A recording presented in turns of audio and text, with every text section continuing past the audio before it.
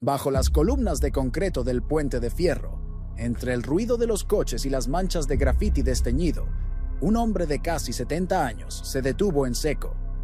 Frente a él, una mujer de cabello gris y largo, vestida con harapos, sostenía las manos juntas al frente del cuerpo, exactamente como lo hacía en una fotografía que él llevaba en su cartera desde 1975.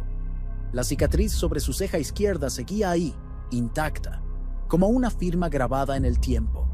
Cuando ella pronunció su nombre entre lágrimas confusas, el aire se volvió denso y 48 años de silencio comenzaron a romperse bajo ese puente de Ecatepec. En 1975, Ecatepec de Morelos era un municipio en plena expansión desordenada. Las colonias populares crecían sin planificación, con casas de bloc gris levantadas a prisa, bardas de malla ciclónica que separaban lotes sin terminar, y calles de tierra que se volvían lodazales en temporada de lluvias. Los postes de luz se inclinaban ligeramente, sosteniendo cables enredados que colgaban de un lado a otro, y los coches que circulaban eran modelos viejos, algunos con abolladuras y pintura desgastada.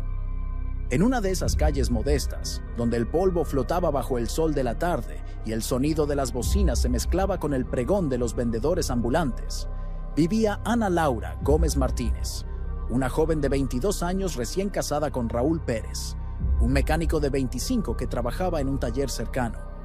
Ana Laura tenía el cabello negro y liso, que solía peinar en 2 trenzas gruesas que caían sobre sus hombros. Su rostro era redondo, con rasgos suaves y una nariz ligeramente achatada. Sobre su ceja izquierda llevaba una pequeña cicatriz fina, resultado de una caída en la infancia, que apenas se notaba a menos que alguien la mirara de cerca. Ese mediodía de mayo, Ana Laura vestía un vestido claro con estampados discretos, uno de los pocos que tenía en su ropero, y un cardigan simple que usaba para protegerse del fresco de la mañana. Calzaba unas sandalias desgastadas, cómodas para caminar por las calles sin pavimento. Era ama de casa, sin hijos todavía, aunque ella y Raúl hablaban a menudo de formar familia pronto. Su rutina diaria consistía en barrer el frente de la casa, ir al mercado de San Cristóbal a comprar verduras y tortillas, y ayudar de vez en cuando a una vecina que vendía comida en un carrito estacionado en la esquina.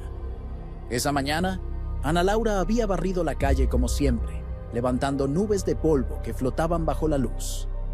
El vendedor de tamales pasó empujando su carrito de metal oxidado y ella intercambió algunas palabras con él, comentando el calor que se anticipaba para el resto del día.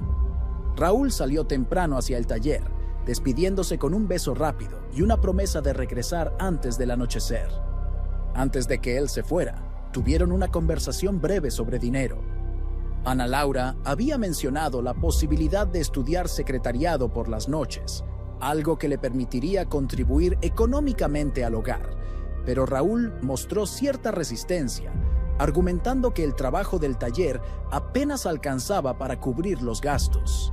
La madre de Raúl, que vivía en otra casa de la misma colonia, también había opinado días atrás que la mujer debe quedarse en casa, un comentario que había dejado a Ana Laura con un nudo en el estómago. A mediodía, Ana Laura decidió ir caminando al mercado. Tomó una bolsa de tela y salió de la casa sin prisa, cerrando la puerta de madera detrás de ella. Una vecina la vio parada en la acera, mirando hacia la calle con una expresión extraña, como si estuviera perdida en sus pensamientos o como si dudara si seguir adelante. La vecina no le dio importancia en ese momento. Todos tienen días en los que la mente divaga. Ana Laura continuó caminando por la calle de tierra, pasando frente a las casas de bloc, las bardas de malla, los postes inclinados. Llegó a la avenida principal, donde pasaban los autobuses que conectaban Ecatepec con la Ciudad de México, y algunos testigos dijeron haberla visto esperando en el punto, con el rostro serio y los ojos ligeramente enrojecidos, como si hubiera estado llorando. Nadie le preguntó si estaba bien. A partir de ese momento, para su familia y para el mundo que conocía, Ana Laura simplemente desapareció. Cuando Raúl regresó del taller esa noche, encontró la casa vacía. La puerta estaba cerrada, tal como Ana Laura la había dejado, y adentro todo estaba en orden. los platos del desayuno lavados, la cama tendida, las cortinas corridas. Llamó su nombre varias veces, primero en voz alta, luego con cierta urgencia, pero no obtuvo respuesta. Salió a la calle y preguntó a los vecinos. La señora que vivía 2 casas más abajo le dijo que había visto a Ana Laura salir al mediodía, rumbo a la avenida. El vendedor de tamales confirmó haberla saludado por la mañana, pero nada más. Raúl caminó hasta el punto de autobuses, preguntando a la gente que esperaba si habían visto a una joven de trenzas negras y vestido claro. Algunos encogieron los hombros, otros dijeron que quizás sí, pero no estaban seguros. La oscuridad cayó sobre Ecatepec y Raúl volvió a casa con un peso creciente en el pecho. Durante los primeros días, Raúl intentó mantener la calma. Pensó que tal vez Ana Laura había ido a visitar a algún familiar sin avisarle, aunque eso no tenía sentido. Ella siempre le informaba de sus planes. Fue a la casa de la madre de Ana Laura, una mujer mayor que vivía en otra colonia más alejada, pero ella tampoco sabía nada. La hermana menor de Ana Laura, una adolescente de 17 años, también confirmó que no había recibido noticias. Raúl regresó a su calle y pegó avisos hechos a mano en los postes de luz y en las paredes del mercado. Los avisos incluían una descripción física de Ana Laura, la fecha en que fue vista por última vez y un número de teléfono al que podían llamar si alguien tenía información. La foto que Raúl usó para los avisos era una que él mismo le había tomado meses atrás, frente a su casa, donde ella aparecía con sus trenzas, su vestido claro y una ligera sonrisa tímida. Al 5.º día, Raúl decidió acudir a la delegación de policía local. El agente que lo atendió fue un hombre de mediana edad, con el uniforme arrugado y una actitud de cansancio. Raúl explicó la situación. Su esposa había salido de casa el mediodía del día tal, y desde entonces no había regresado.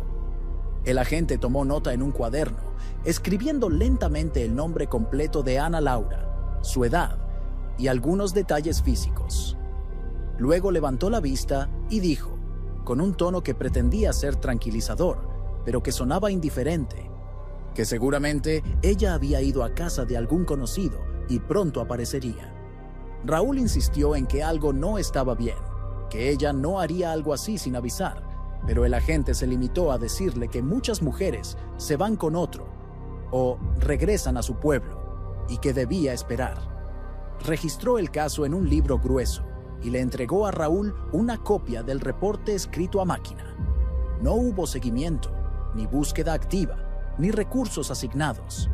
Para la policía, Ana Laura Gómez Martínez era solo una adulta más que había decidido irse por su cuenta. Raúl no se conformó con esa respuesta. Durante las semanas siguientes, recorrió hospitales públicos de Ecatepec y de la Ciudad de México, preguntando si habían ingresado mujeres sin identificar en los últimos días.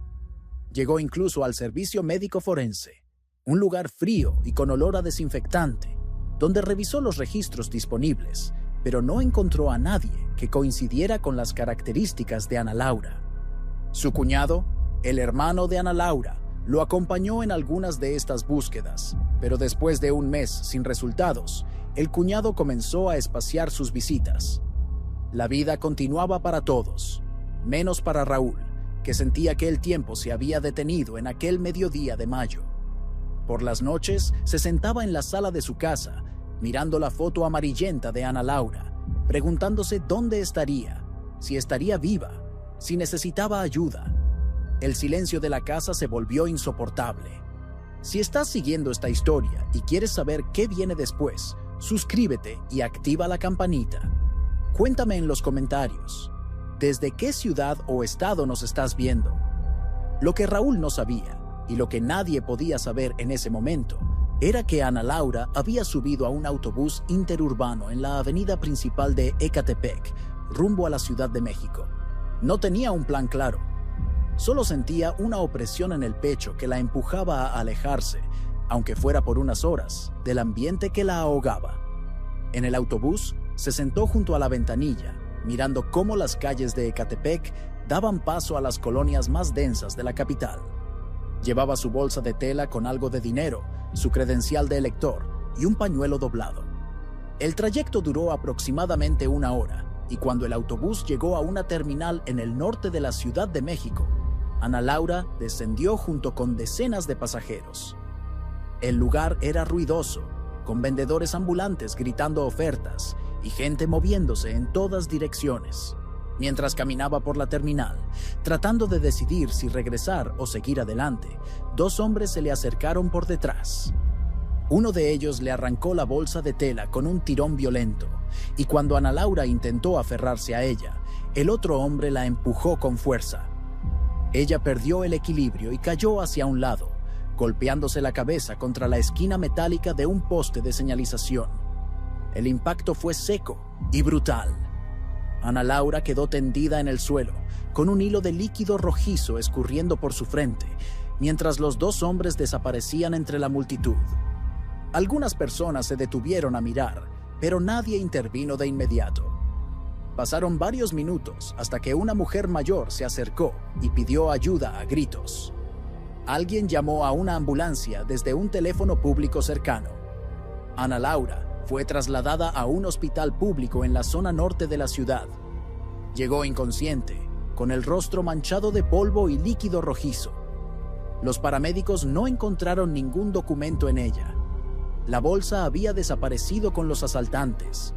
En el hospital, la registraron como mujer sin identificar, aproximadamente 22 años, traumatismo cráneoencefálico leve. Le hicieron curaciones. Le suturaron una pequeña herida sobre la ceja izquierda, justo donde ya tenía la cicatriz de la infancia, y la mantuvieron en observación durante 3 días. Durante ese tiempo, Ana Laura entraba y salía de la conciencia. Cuando despertaba, respondía a las enfermeras con frases fragmentadas. Decía su nombre, o algo parecido a su nombre, pero no podía recordar su dirección completa, ni el nombre de su esposo, ni el número de teléfono de nadie. Las enfermeras anotaron lo que pudieron entender.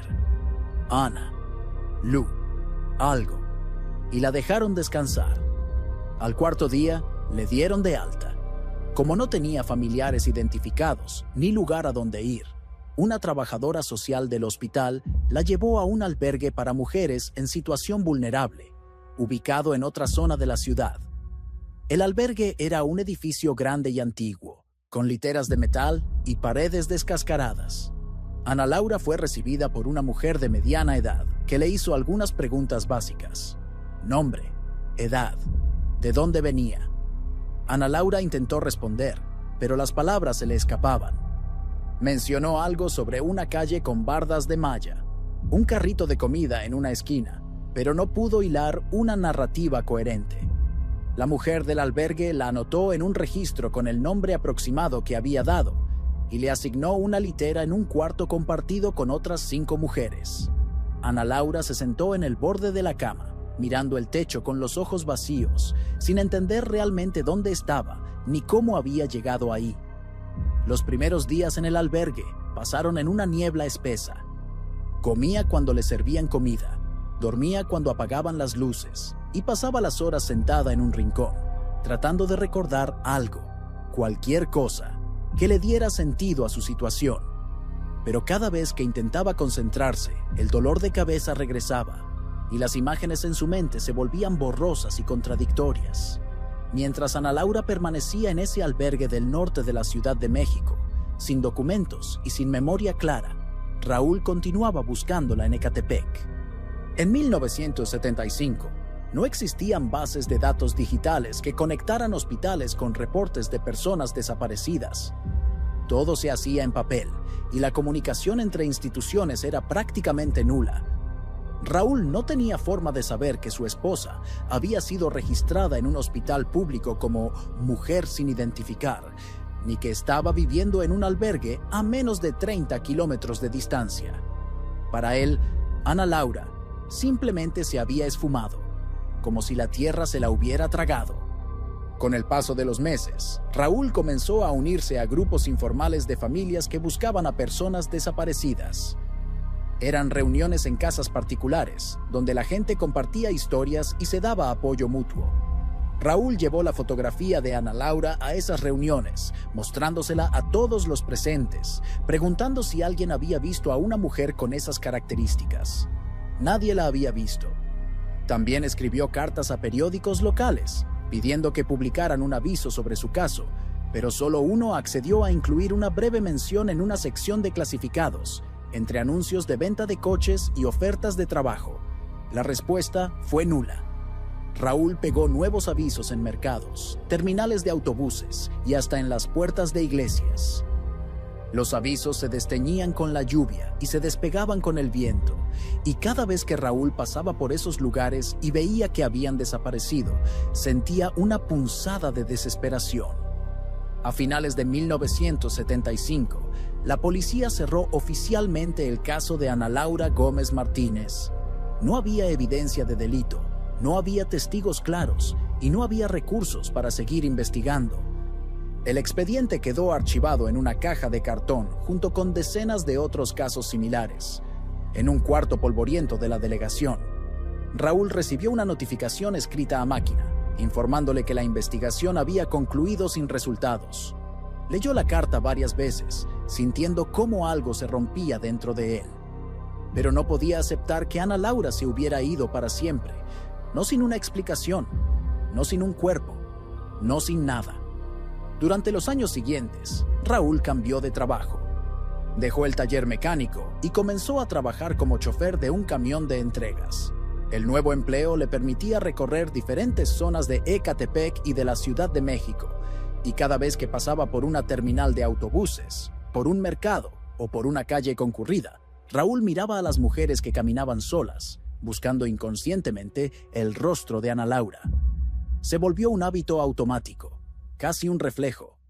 Veía a una mujer de espaldas con cabello largo y trenzas, y su corazón se aceleraba, solo para luego darse cuenta de que no era ella.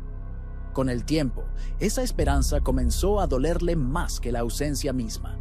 Raúl tuvo algunos intentos de rehacer su vida. Conoció a otras mujeres, tuvo relaciones breves, pero nunca logró formalizar otro matrimonio. Algo en él seguía atado a aquella mañana de mayo de 1975, cuando Ana Laura salió de casa y nunca regresó. Guardó la fotografía amarillenta de ella en su cartera y la llevó consigo durante todos esos años, como un recordatorio constante de que había alguien en el mundo que él no había podido proteger.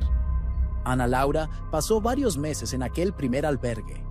Durante ese tiempo, su estado mental fluctuaba. Había días en que parecía más lúcida, en que recordaba fragmentos de su vida anterior. Una calle de tierra, un hombre que la abrazaba, el olor de las tortillas recién hechas. Pero esos recuerdos eran como piezas sueltas de un rompecabezas que no lograba armar.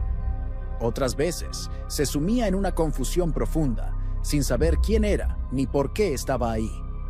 Las mujeres que compartían la habitación con ella intentaron ayudarla al principio, preguntándole de dónde venía, si tenía familia, pero Ana Laura solo repetía frases inconexas que no llevaban a ninguna parte. Con el tiempo, dejaron de insistir y ella se convirtió en una presencia silenciosa en el albergue, una más entre tantas mujeres que habían perdido el rumbo de sus vidas. A finales de 1976, el albergue donde estaba Ana Laura cerró por falta de financiamiento. Las mujeres fueron trasladadas a diferentes lugares. Ana Laura fue enviada a otro albergue en una zona diferente de la ciudad, donde el proceso de registro se repitió. Le preguntaron su nombre y ella dijo: Ana, Laurita, no sé. La encargada anotó Ana Laura en el libro, sin apellidos, sin fecha de nacimiento precisa, sin ningún dato que pudiera vincularla con el reporte de desaparición que Raúl había presentado en Ecatepec. Este ciclo se repitió varias veces a lo largo de los años 80. Ana Laura pasó por al menos 5 albergues diferentes y en cada uno fue registrada de forma ligeramente distinta. En algunos la llamaban Anita, en otros Doña Laurita, y en unos simplemente la conocían como la mujer de las trenzas, aunque para entonces ya no llevaba el cabello trenzado, sino suelto y enmarañado. En algún momento de los años 90, Ana Laura dejó de estar en albergues de forma permanente. Los programas sociales cambiaron Algunos centros cerraron y ella comenzó a pasar más tiempo en la calle. Se movió entre diferentes zonas de la periferia metropolitana, siempre dentro del área de Ecatepec, Nezahualcóyotl y los límites con la Ciudad de México. Dormía bajo marquises de tiendas cerradas, en rincones de estacionamientos abandonados, y eventualmente encontró un lugar más o menos estable bajo un viaducto elevado, una estructura masiva de concreto con columnas gruesas y pilares cubiertos de grafitis. El lugar era conocido localmente como el Puente de Fierro, aunque el nombre oficial era otro. Bajo ese puente había un pequeño ecosistema de personas en situación de calle, hombres que empujaban carritos de recolección de cartón, mujeres que lavaban parabrisas en los semáforos cercanos y algunos ancianos que simplemente esperaban ahí, sin otro lugar a donde ir. Ana Laura se convirtió en parte de ese paisaje. Su cabello, que alguna vez fue negro y liso, ahora era completamente gris y largo, cayendo desordenado sobre sus hombros. Su rostro se había llenado de arrugas profundas y su cuerpo se había encogido y adelgazado hasta parecer frágil. Vestía con ropa que encontraba o que le daban. Vestidos viejos, suéteres gastados, sandalias sin par. La gente del barrio la conocía vagamente. Algunos comerciantes le daban comida de vez en cuando. Otros simplemente la ignoraban. Ella rara vez hablaba con alguien, y cuando lo hacía, sus palabras eran confusas. Mencionaba cosas sobre una calle con bardas y un carrito en la esquina, pero nadie entendía a qué se refería. Con el paso de los años, su mente se deterioró aún más. Mezclaba recuerdos antiguos con situaciones recientes, y había momentos en que no sabía si era joven o vieja, si estaba en Ecatepec o en otro lugar. Lo único que permanecía constante era la cicatriz sobre su ceja izquierda, una pequeña marca que había sobrevivido al paso del tiempo y a todo lo que había vivido. Los años siguieron pasando, y el mundo alrededor de Ana Laura cambió de formas que ella no podía comprender. Los autobuses que circulaban por Ecatepec se modernizaron, las calles de tierra fueron pavimentadas y las colonias que alguna vez fueron periféricas se llenaron de construcciones nuevas. La tecnología avanzó, llegaron los teléfonos celulares, las computadoras, el internet, pero nada de eso tocó la vida de Ana Laura. Ella seguía bajo el Puente de Fierro, moviéndose en un radio pequeño, invisible para casi todos.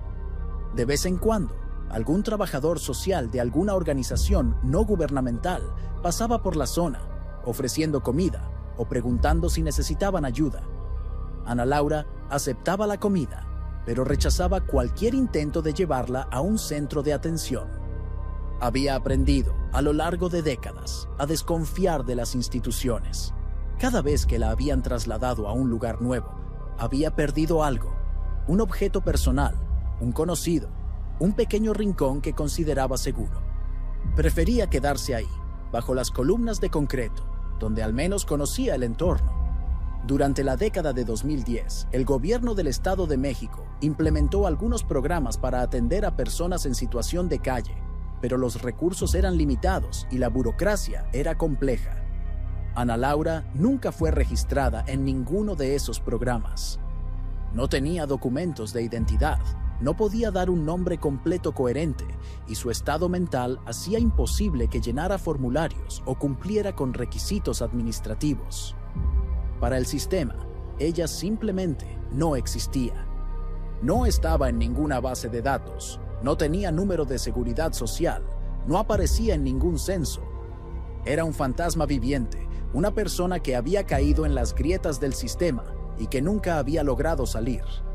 En 2020, cuando la pandemia de COVID-19 llegó a México, las calles de Ecatepec se vaciaron durante algunas semanas. La gente se quedó en sus casas, los comercios cerraron y las autoridades implementaron toques de queda. Ana Laura, junto con otras personas que vivían bajo el puente, enfrentó días difíciles. La comida escaseó y algunos de sus compañeros de calle enfermaron gravemente. Ella misma tuvo fiebre y tos durante varias semanas, pero nunca fue llevada a un hospital. Sobrevivió porque su cuerpo, endurecido por décadas de privaciones, resistió. Cuando las restricciones se levantaron y la vida comenzó a normalizarse, Ana Laura seguía ahí, un poco más delgada, un poco más débil, pero todavía respirando. Para el año 2023, Ana Laura tenía aproximadamente 70 años, aunque ella no sabía su edad exacta.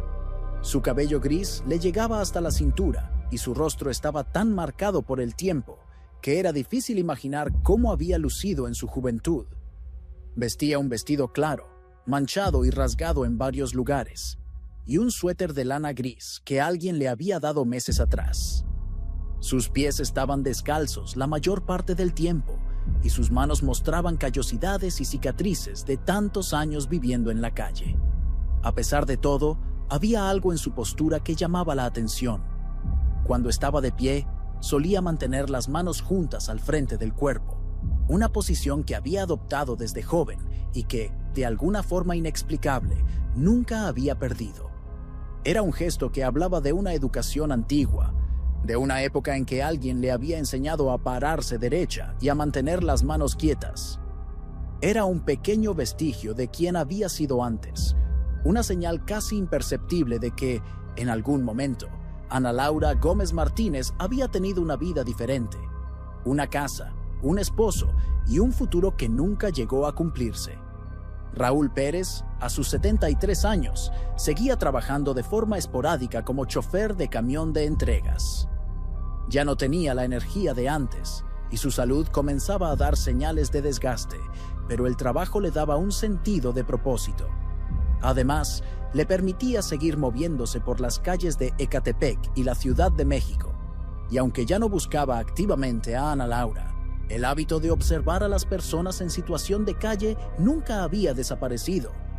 Cada vez que veía a una mujer mayor caminando sola, su mente hacía un cálculo automático. Si Ana Laura estuviera viva, tendría aproximadamente 70 años. ¿Cómo se vería? ¿Seguiría teniendo el cabello largo? ¿Conservaría esa pequeña cicatriz sobre la ceja? Eran preguntas que lo atormentaban en silencio, especialmente en las noches, cuando estaba solo en su casa. En algún momento de la década de 2010, Raúl había formado una nueva familia. Tenía una compañera, algunos hijos ya adultos y nietos pequeños, pero nunca había hablado mucho sobre Ana Laura con ellos.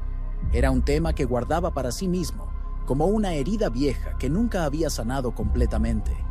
Su compañera sabía que él había estado casado antes y que su primera esposa había desaparecido décadas atrás, pero Raúl evitaba entrar en detalles.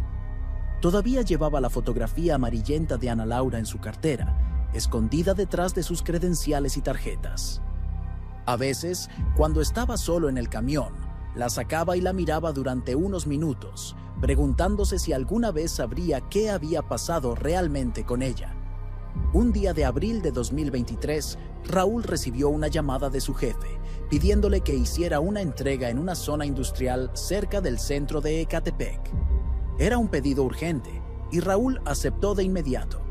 Salió temprano por la mañana, conduciendo el camión por las avenidas principales, esquivando el tráfico denso y los baches que nunca terminaban de reparar. A mitad del trayecto, un accidente en una de las vías principales obligó a las autoridades a cerrar varios carriles, desviando el tráfico hacia rutas alternas. Raúl siguió las señales improvisadas que los policías habían colocado y terminó adentrándose en una zona que no conocía bien, cerca del puente de fierro. El camión era demasiado grande para pasar por algunas de las calles estrechas del desvío, así que Raúl decidió estacionarlo en un lote cercano y continuar a pie. Tomó la caja con el pedido, cerró el camión con llave y comenzó a caminar. El área bajo el viaducto estaba más deteriorada de lo que esperaba. Las columnas de concreto estaban cubiertas de grafitis desteñidos, algunos con mensajes políticos, otros simplemente con nombres y garabatos. El suelo estaba lleno de basura, botellas vacías, bolsas de plástico rotas, restos de comida podrida. Había charcos de agua sucia en los baches del asfalto y el olor a humedad y orines era penetrante. Raúl caminó con cuidado, desviándose de los obstáculos, mientras el ruido de los coches que pasaban sobre el puente resonaba como un trueno constante. A ambos lados del puente, varias personas en situación de calle Estaban sentadas o recostadas contra las columnas. Raúl las miró de reojo, sin detenerse, pero algo en su interior le hizo reducir el paso. Entre esas personas, una mujer estaba de pie, casi en el centro del espacio bajo el puente, con las manos juntas al frente del cuerpo. Raúl sintió un escalofrío recorrerle la espalda. Raúl se detuvo en seco, sin soltar la caja que llevaba en las manos. La mujer estaba de espaldas a él, pero había algo en su postura que le resultaba extrañamente familiar. Tenía el cabello gris muy largo, cayendo desordenado sobre los hombros, y vestía un vestido claro manchado y un suéter gris gastado. Su cuerpo era extremadamente delgado, casi frágil, y sus pies estaban descalzos sobre el asfalto oscuro. Raúl dejó la caja en el suelo y dio unos pasos hacia adelante, con el corazón latiéndole fuerte en el pecho. Cuando rodeó a la mujer para verla de frente, su respiración se cortó. El rostro de la mujer estaba profundamente arrugado, con la piel curtida por el sol y las privaciones. Pero la forma del rostro, la nariz ligeramente achatada y, sobre todo, la pequeña cicatriz sobre la ceja izquierda eran inconfundibles. Raúl sintió que las piernas le temblaban. Se acercó un poco más, tratando de controlar la emoción que amenazaba con desbordarse. La mujer lo miró con desconfianza, dando un paso atrás, como si esperara que él la atacara o la echara del lugar. Raúl levantó las manos en un gesto de paz y con voz temblorosa preguntó: «Disculpe, señora, ¿está bien?». La mujer no respondió de inmediato. Lo observó con ojos cansados, ojos que habían visto demasiado y que ya no confiaban en nadie. Raúl tragó saliva y volvió a intentarlo, esta vez con más cuidado. «¿Cómo se llama usted?». La mujer frunció el ceño, como si la pregunta requiriera un esfuerzo enorme para ser respondida. Después de varios segundos, dijo con voz ronca: «No me acuerdo. A veces me dicen Ana. Otras cosas. No sé». El nombre Ana golpeó a Raúl como un puñetazo en el estómago. Sintió que el mundo a su alrededor se volvía borroso y que el ruido del tráfico se alejaba hasta convertirse en un zumbido lejano. Se acercó aún más, ahora con los ojos llenos de lágrimas, y preguntó con voz quebrada: «Ana Laura Gómez». La mujer llevó una mano a su frente, como si algo muy profundo y distante estuviera tratando de emerger desde un lugar oscuro de su mente. Raúl insistió, temblando de pies a cabeza: «Vivías en Ecatepec, una calle con barda de malla, un carrito de comida en la esquina. Te tomé una foto ahí, hace muchos años». Las palabras que Raúl describía comenzaron a resonar en la mente de la mujer. Imágenes fragmentadas aparecieron en su cabeza: una calle de tierra, un carrito de metal oxidado, un hombre joven que le sonreía, el clic de una cámara. Ella dio un paso hacia atrás, confundida, y comenzó a llorar sin saber exactamente por qué. «Yo creo que yo estaba ahí, pero no me acuerdo bien», dijo entre sollozos entrecortados. Raúl ya no pudo contenerse. Se arrodilló frente a ella, llorando abiertamente, y tomó sus manos con cuidado, como si fueran de cristal. eres tú, Ana Laura. Te busqué tanto tiempo». La mujer lo miró a los ojos y por un instante algo en su mirada cambió. No era un reconocimiento completo, pero había una chispa de algo, un destello de conexión que había estado dormido durante 48 años. Algunas personas que estaban cerca comenzaron a notar la escena. Un hombre que empujaba un carrito de cartón se acercó, preocupado, preguntando si todo estaba bien.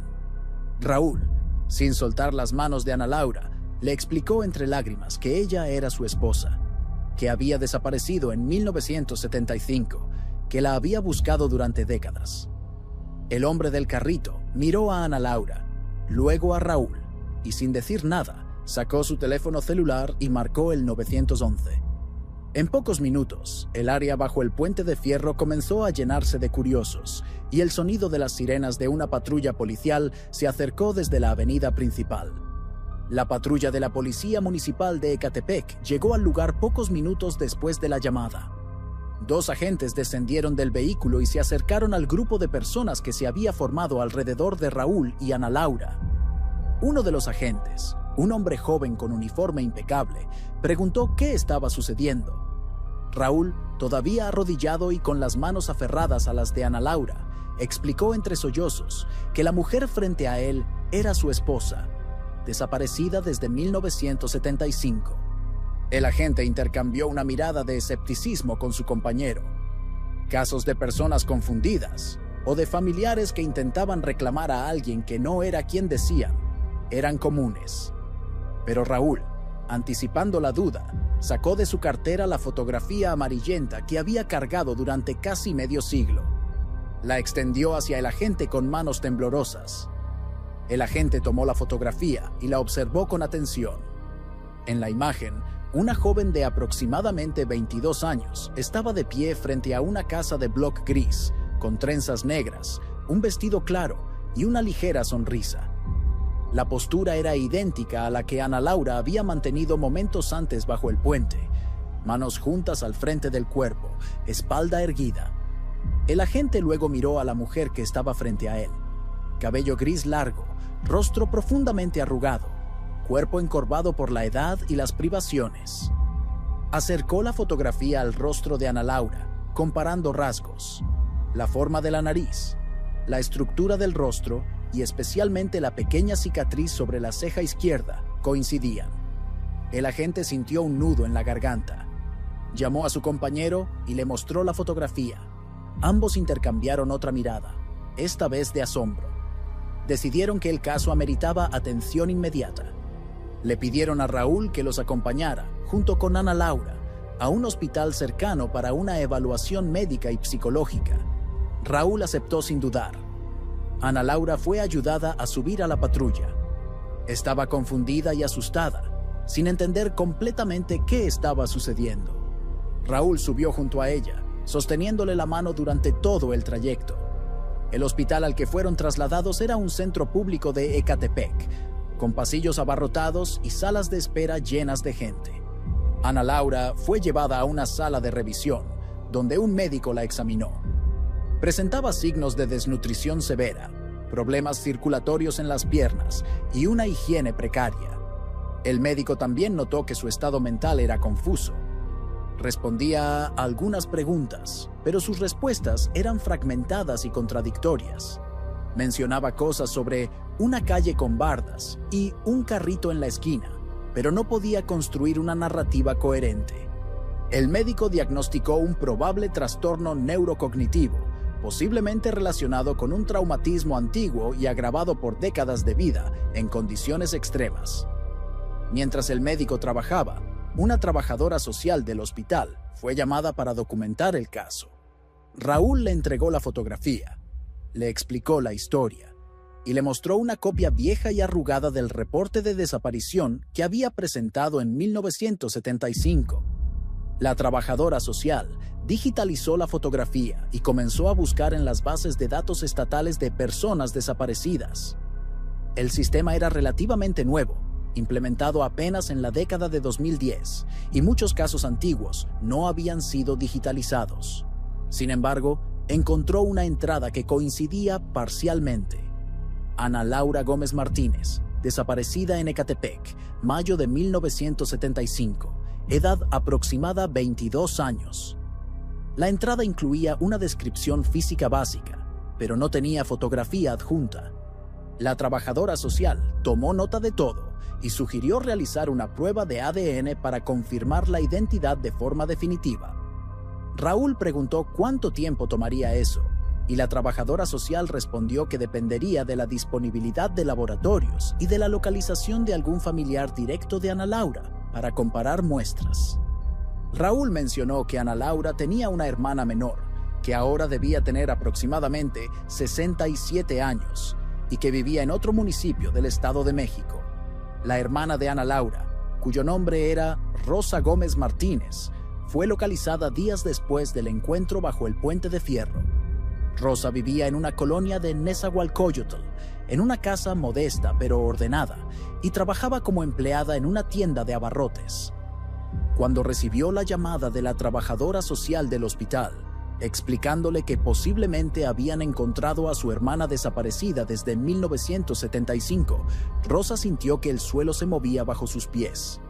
Durante décadas había asumido que Ana Laura estaba muerta, que probablemente había sido víctima de algún delito y que su cuerpo nunca sería encontrado. La noticia de que podría estar viva, aunque en condiciones terribles, la llenó de una mezcla de esperanza y dolor profundo. Rosa aceptó proporcionar una muestra de ADN para la prueba de comparación. Acudió al hospital donde Ana Laura estaba siendo atendida, y cuando vio a la mujer que le dijeron que era su hermana, tuvo que sentarse porque las piernas le fallaron. La mujer frente a ella era una anciana demacrada, con el cabello gris enmarañado y el rostro marcado por décadas de sufrimiento. Rosa intentó buscar algún rasgo familiar, algo que le confirmara que esa persona era realmente Ana Laura, pero el tiempo había sido brutal. Solo cuando se acercó y vio la pequeña cicatriz sobre la ceja izquierda, una cicatriz que Rosa recordaba de cuando eran niñas, comenzó a creer que era posible. «Ana, ¿eres tú?», preguntó con voz quebrada. Ana Laura la miró con confusión, sin reconocerla, y Rosa comenzó a llorar en silencio. Las muestras de ADN fueron enviadas a un laboratorio estatal y el proceso tomó aproximadamente 2 semanas. Durante ese tiempo, Ana Laura permaneció en el hospital bajo observación médica. Recibió tratamiento para la desnutrición, se le realizaron estudios neurológicos y un equipo de psicólogos intentó trabajar con ella para reconstruir su historia. Los resultados fueron limitados.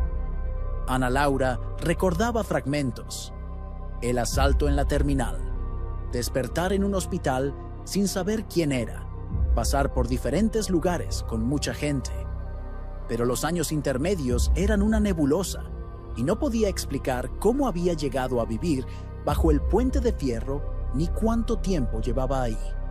Cuando los resultados del ADN llegaron, confirmaron lo que Raúl y Rosa ya sabían en sus corazones. La mujer encontrada bajo el viaducto era efectivamente Ana Laura Gómez Martínez. La noticia fue compartida con las autoridades locales y el caso comenzó a llamar la atención de algunos medios de comunicación. Un periodista de un diario local publicó una breve nota sobre el reencuentro, describiendo cómo una mujer que había desaparecido en 1975 había sido encontrada 48 años después, viviendo en situación de calle a pocos kilómetros de donde había desaparecido. La nota incluía la fotografía de Ana Laura joven, junto con una imagen reciente tomada en el hospital, donde aparecía sentada en una silla, con el cabello limpio pero todavía largo y gris, y una expresión distante. La historia generó algunas reacciones en redes sociales, con comentarios divididos entre empatía por la situación y críticas al sistema que había fallado en conectar a una persona desaparecida con sus familiares durante tanto tiempo. Raúl, por su parte, tuvo que enfrentar emociones contradictorias. Sentía un alivio inmenso al saber que Ana Laura estaba viva, pero también una culpa profunda por no haberla encontrado antes. Se preguntaba cuántas veces había pasado cerca de ella sin saberlo, cuántas oportunidades había tenido de reconocerla si solo hubiera mirado con más atención.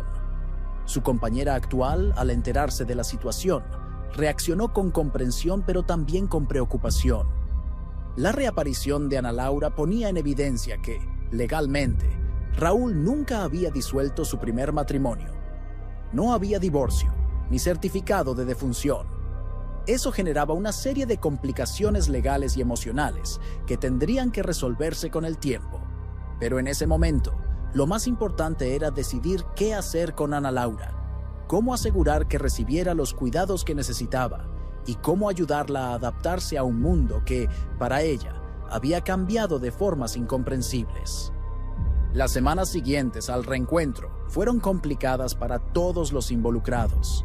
Ana Laura permaneció en el hospital durante casi un mes, recibiendo atención médica intensiva. Los doctores trataron sus múltiples problemas de salud: infecciones en la piel, problemas dentales severos, deficiencias nutricionales y deterioro cognitivo avanzado.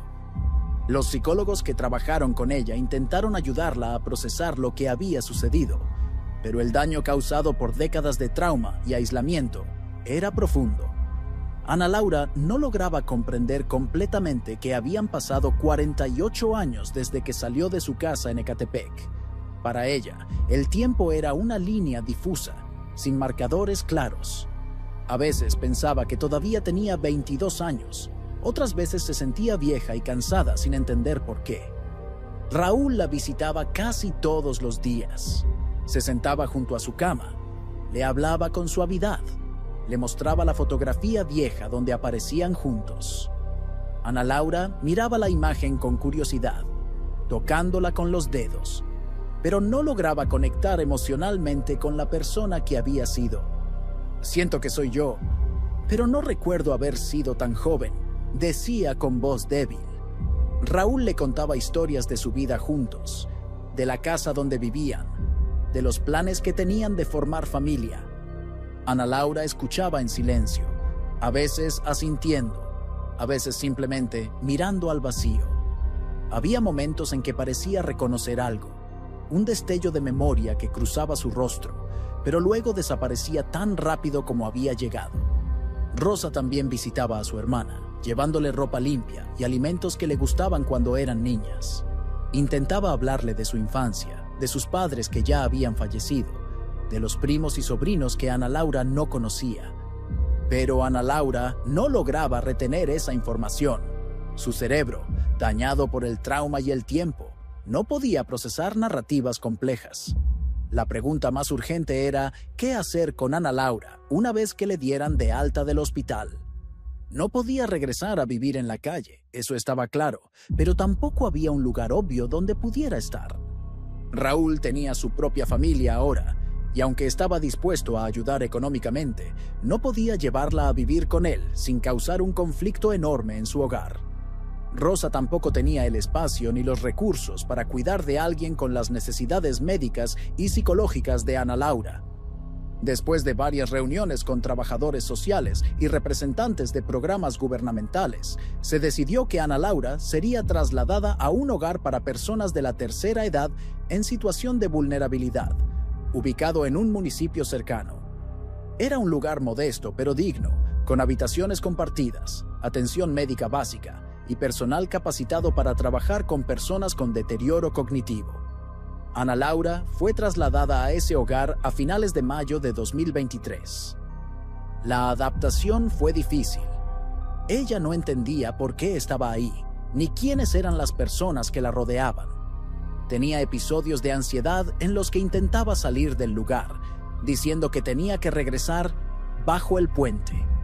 El personal del hogar trabajó pacientemente con ella, estableciendo rutinas simples y previsibles que la ayudaran a sentirse segura. Con el tiempo, Ana Laura comenzó a acostumbrarse. Aprendió a reconocer a algunas de las cuidadoras y aceptaba los alimentos y medicamentos que le daban. Raúl la visitaba una vez por semana, trayéndole pequeños regalos: frutas, dulces, una cobija nueva.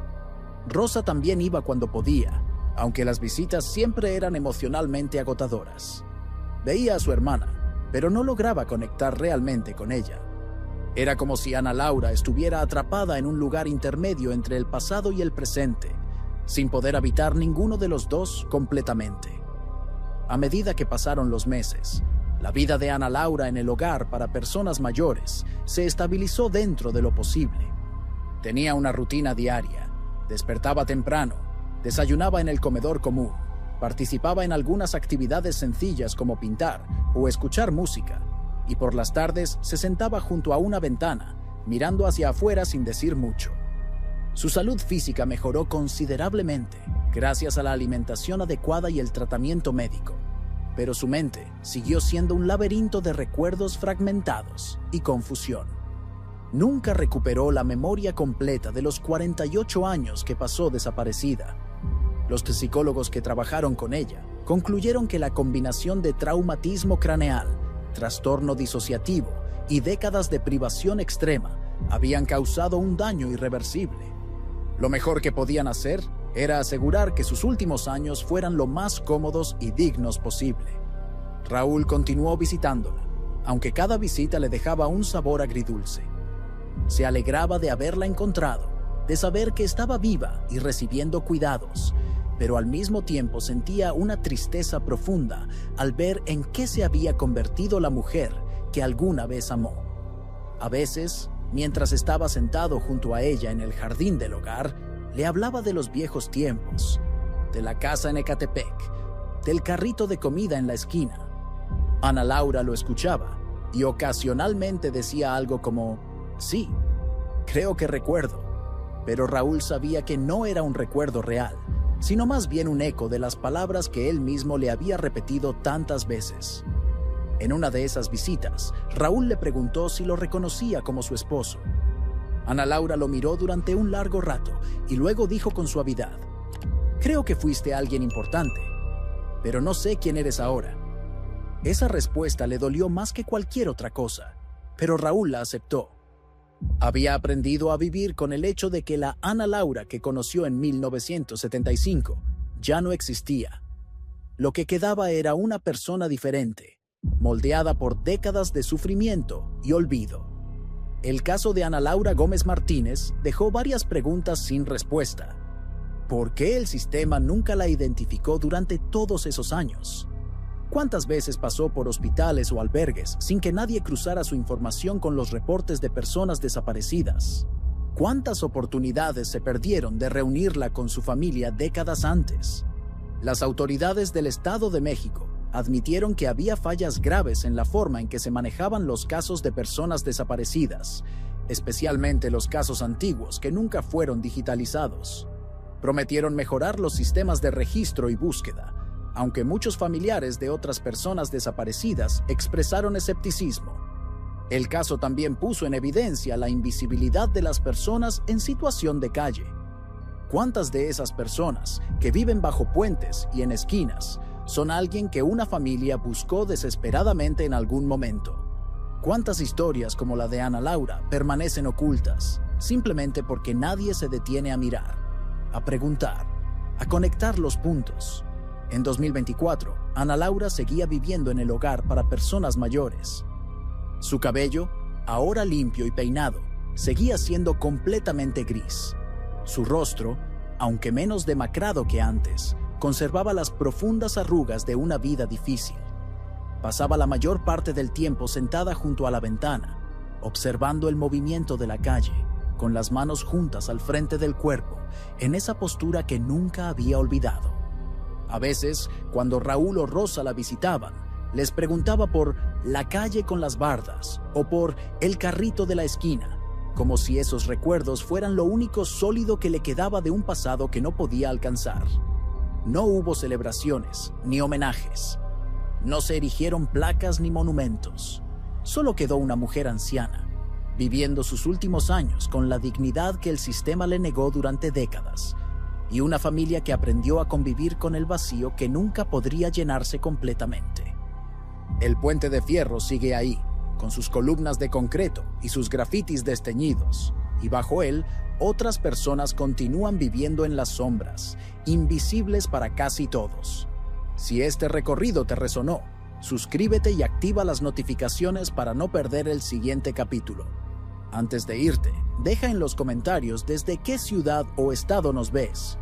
Me encantará saberlo.